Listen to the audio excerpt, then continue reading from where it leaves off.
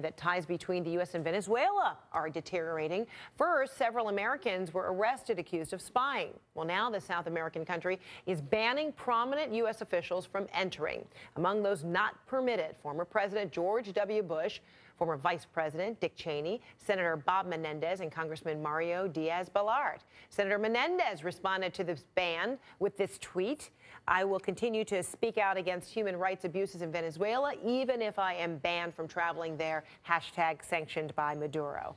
CNN's Rosa Flores is following this story. So, Rosa, relations between Venezuela and the U.S. have been pretty dicey, but now it has worsened. What's going on? You know, and it's not just the relationship between the U.S. and Venezuela that's been boiling over. The situation within the Venezuelan country is also very, very tense. There's been massive protests. Just a few weeks ago, there was the arrest of, hear this, the mayor, which is also an opposition leader, of the capital of Venezuela for allegedly being in cahoots with the U.S. government to overthrow the Maduro government. Surrounded by a sea of revolutionary red in Caracas, Venezuelan President Nicolás Maduro turned up the heat on an already tense relationship with the United States. Announcing on Saturday the arrest of several Americans for engaging in alleged espionage,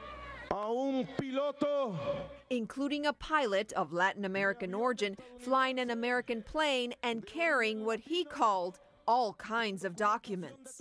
4 missionaries from North Dakota were detained in Venezuela for 2 days and released Saturday, according to U.S. officials. It's unclear if these are the Americans President Maduro was referring to.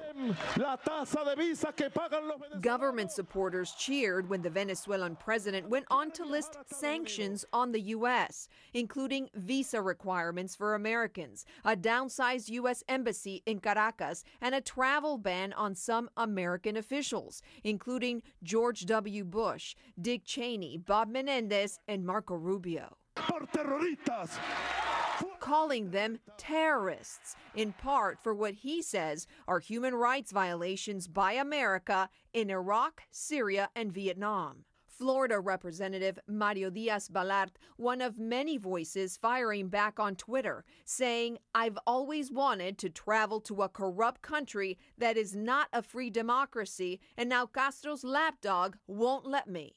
All this coming weeks after President Maduro accused the U.S. of plotting to overthrow his government, a month after the U.S. imposed visa restrictions on Venezuelan government officials over human rights, and years of an outspoken opposition that in the last 13 months has turned into deadly protests, leaving more than 40 dead on both sides.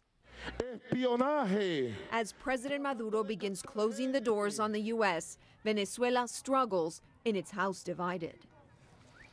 Now, the U.S. has not responded to these latest sanctions, as for that alleged plot against the Maduro government by the U.S. government. The U.S. government has come forward and said that those allegations are baseless. Now, Fred, a lot of these U.S. officials who were on that list of terrorists that Maduro listed have gone to Twitter to show their outrage. I want to read to you a tweet. Now, this is from State Representative Ileana Ross-Lademan, and she says, "Proud to be banned from Venezuela by Maduro, I'll continue to advocate for human rights. Hashtag SOS Venezuela." So we're seeing a lot of this online. All right, Rosa Flores, thank you so much in New York. You're welcome. And we'll be right back.